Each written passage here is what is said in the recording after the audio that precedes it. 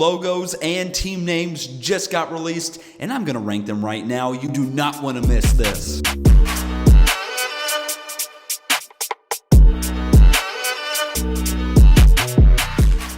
Welcome to the Roughnecks Analyst Podcast. I'm your host, yours truly, Cullen Watkins, and I've been meaning to make this video for probably about a day. Maybe a day and a half, maybe two. The only issue is the XFL decided to release their team names and their logos right when my government professor released a test. So I had a test I needed to study for and I needed to do. I did it today. I did pretty well. So we're done with government.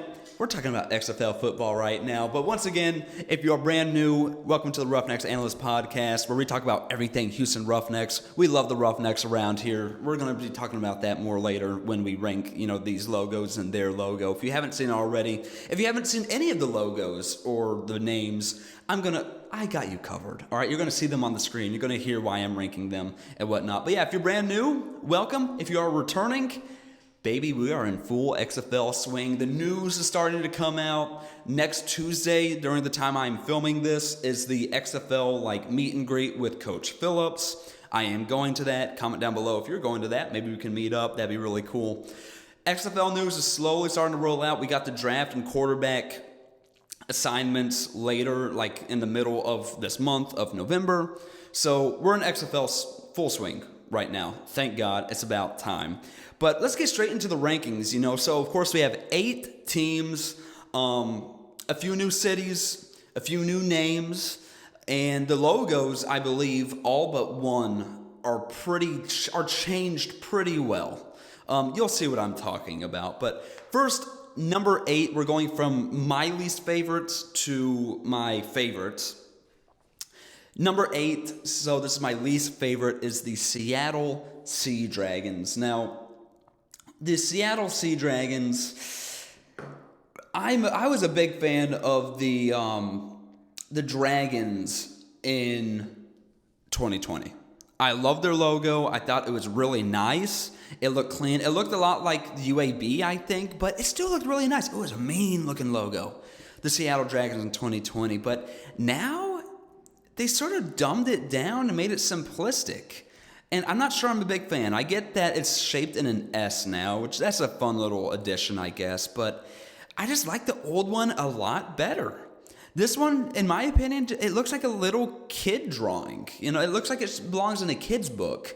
The eyes just, there's not much to this. And you'll see on the screen when I put up the 2021 and the comparison, there really is no comparison. I'm looking at it right now. The 2021 was so much better, in my opinion. It was just so much more depth to it. This lacks the depth. Not a big fan. Again, it looks like it belongs in a children's book. Overall, that's why I'm sort of ranking it number 8. And also, I wish I just kept with the Seattle Dragons instead of the Sea Dragons. But whatever. I can live with that. But the logo, I don't know. I don't think I'm gonna like how that looks on a jersey. I'm sorry, Seattle fans, but that's not it. I think a lot of y'all will agree with me based on the reception I saw on Twitter. Number 7, the Arlington Renegades. Now, with the Arlington Renegades, as I pull it up, this is also another big downgrade from their 2020 logo.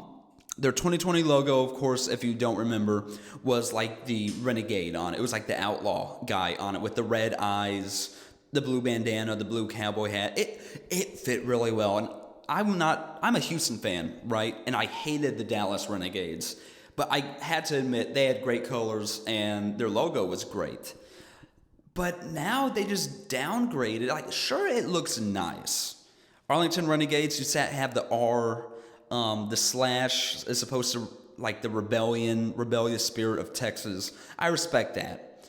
But it's simplistic based on what they had before. That's why I'm ranking it so low on my list. Compared to what they had, it's not a bad logo. I still think Seattle's is worse. Compared to what they had, I think many people will agree with me that you can't beat the old 2020 logo with this. I'm glad they sort of kept with the same colors of the baby blue and the black and the white. I like that. So it's just, I'm sorry, it's Arlington, so it's automatically an L.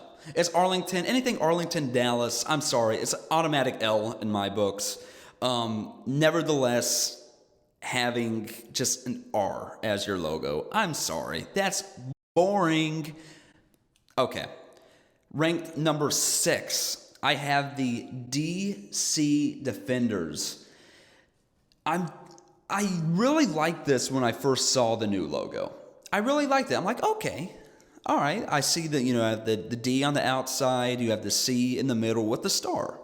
That's fair. I believe this was their secondary logo in the 2020 season. But then you realize, why did they change it?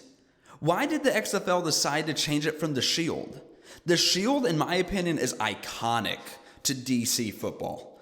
The first XFL game was the DC Defenders and Seattle Dragons. And that Shield with the bolts and stuff, that is iconic to the XFL and the DC Defenders.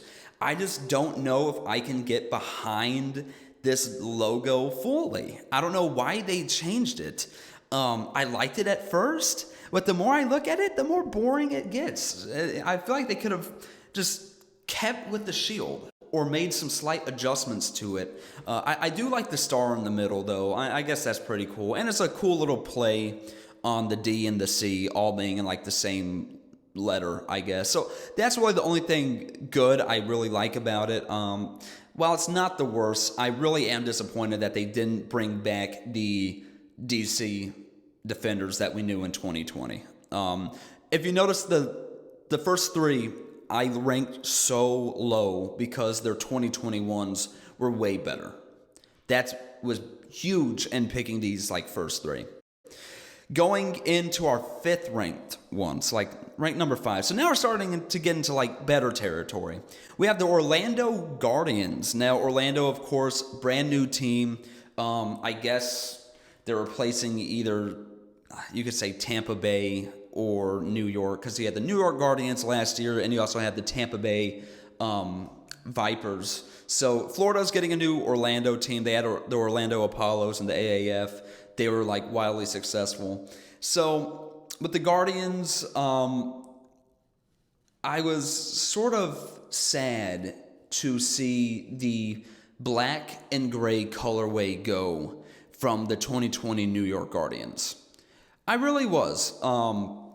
I love those colors. I love watching, Jamar Summers in those colors. They looked really nice, and I like the logo too.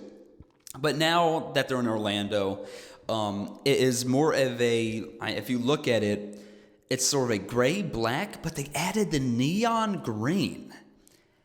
And I like it. I sort of like it. It's sort of a shot in the dark. It's not as much lime green as the Tampa Bay Vipers in 2020, but I still liked it. But one thing's for sure, it reminds me a lot of the Alphas of the Spring League. I'll put that up for y'all now. The Alphas of the Spring League had the same colorway and a very similar just logo in general. So when I saw the Orlando Guardians with this, I immediately thought, because I was a huge fan of the Spring League. I watched like every game of it for like the however many years it was on. And it reminded me so much of the Alphas of the Spring League. And I love the Alphas colors, that gray and the black and the like bright, almost like neon green. I think it's going to work really well. Of course, I'm a huge fan of like the black and gray that New York had in 2020, but I don't know. I like it. I'm not really sure that Orlando and Guardians, the connection, but whatever. I really like the colorway. It reminds me a lot of the Alphas of the Spring League. I think these are going to be some pretty bomb uniforms. I'm not even going to lie. These jerseys for Orlando are going to be insane. Orlando fans should be really happy with what they got. Going into number 4, we have the Las Vegas Vipers. And let me tell you why I like this. A lot of people don't like this logo, and I don't know why. I love it way, way more than the Tampa Bay Vipers. If you look at the colors, you have a like dark blood orange almost with the black. To me, that's a beautiful colorway. That colorway is mean. That is dirty looking. That is just mean. It's like deadly. When I look at the Vipers logo, I just think, man, that's deadly. Like, that's sick. So the Vegas Vipers, it's simple, but it represents the fangs. I just really like it. It's simple, but it's so effective, and the colors just work great. Like, I love the colors. Out of all the colors of the league, I sort of like these the best, if I'm going to be completely honest, just personal preference. This is another team that the jerseys are just going to look utterly insane. Utterly insane. And I think the name and the colors, they both fit Las Vegas perfectly, too, as a city. They really do, and you can argue with me on that, but I think they look pretty good. They look really good. I really like it. Anything's better, in my opinion, than the lime green, the greens of the Tampa Bay Vipers. As iconic as it was, I prefer this colorway a lot more. Las Vegas, they're in good hands with this logo and their colorway. Going to number 3, we have, of course, the St. Louis Battlehawks. They don't really have a big logo change. Besides, I believe, like, the sword is a little changed. It may be like in front of the wings or whatever, but the logo itself is still there. And I like that. It's iconic if you're an XFL fan. St. Louis, even now, I think they're like blowing the league out of the water with like pre-ticket deposits and whatever and whatnot. But it's iconic. The blue, the white, they kept with what worked. And for that, I have to go number 3. There's nothing really else to say. They barely changed it, thank God. Because, they could have easily changed it. Could have added a whole new logo. But the Battlehawks logo is just so iconic, in my opinion. There's nothing really else to say. It represents St. Louis perfectly. The city, the fans, the football team that they have, or they had. But I think what they are going to have. I really like the coaching staff that St. Louis has. I think they're really talented. But yeah, the Battlehawks. I love them in 2020, and I love them now. So I'm going with number 3 for them. Number 2, we got the San Antonio Brahmas. This may surprise some people based on what I saw on Twitter.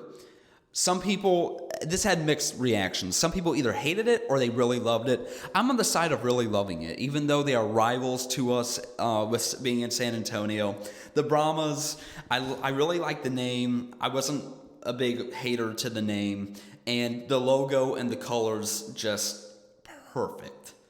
Perfect. You got the yellow and like that gray. The dark gray and the yellow is going to look sick, folks.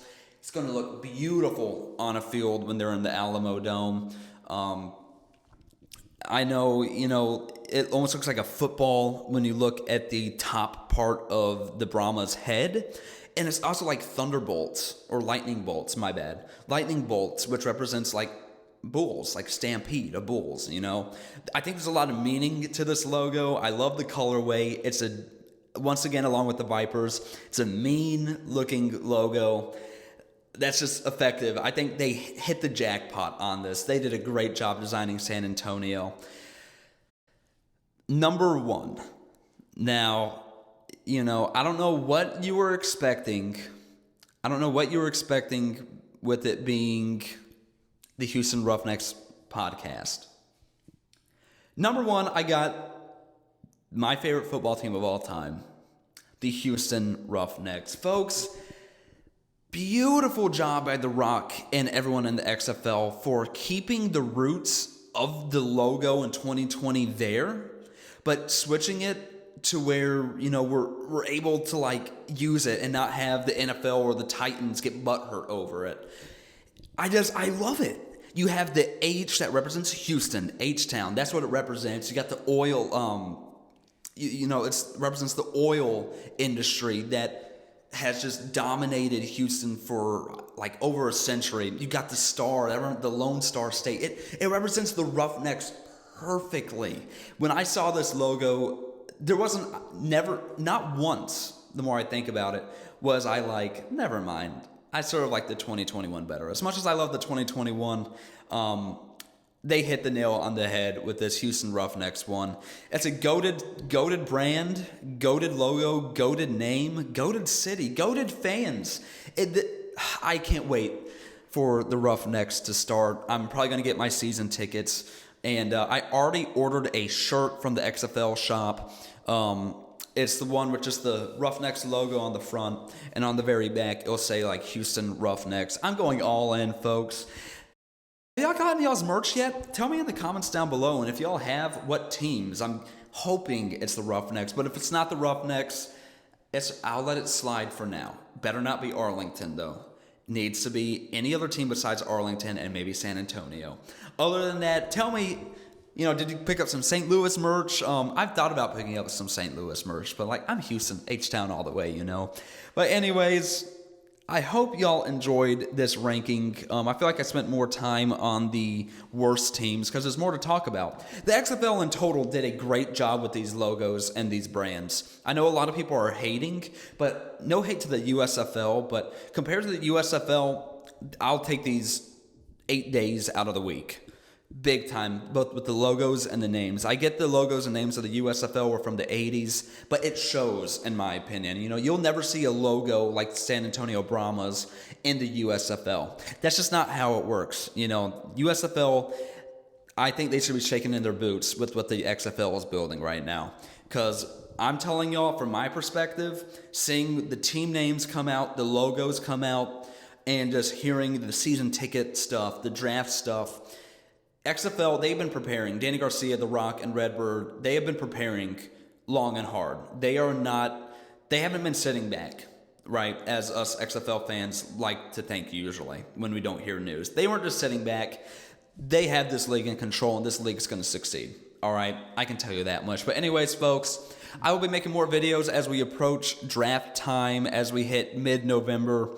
I know there are rumors about Brandon Silvers possibly being our quarterback, but I was going to make a video on that. Decided not to because we don't know if it's true or not. I want to wait till it's official before making a video on it and going in-depth for analysis. But folks, thank you so much for watching. Make sure to subscribe so you don't miss any Roughnecks content. Thank y'all so much. Love you all. Go Roughnecks. Go H-Town. Goodbye. I'll see you on the next podcast.